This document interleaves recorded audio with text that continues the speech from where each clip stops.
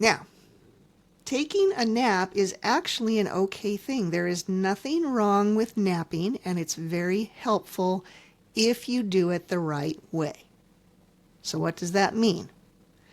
Well, in order to be able to get a good night's sleep and fall asleep when you need to when it's bedtime, you need to finish whatever nap you take. It needs to be finished before 6 hours prior to your bedtime. So you need to have at least 6 hours between the time you wake up from your nap and the time you want to go to bed. So that's kind of a big deal.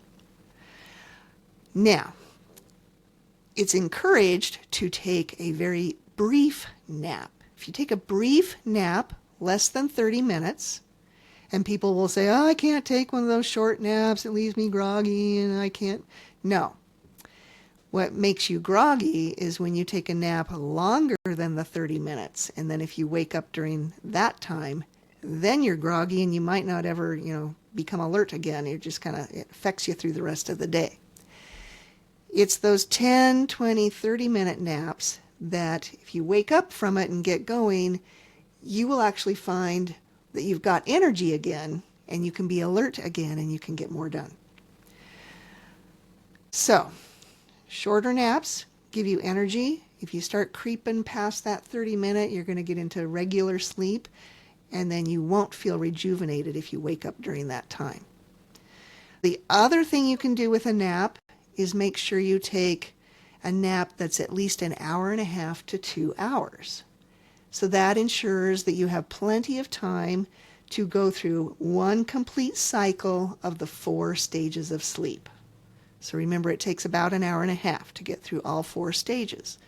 So if you think you're going to take a long nap, make sure you allow yourself an hour and a half to 2 hours so you get through all of the sleep stages, and then you'll time it right for waking up.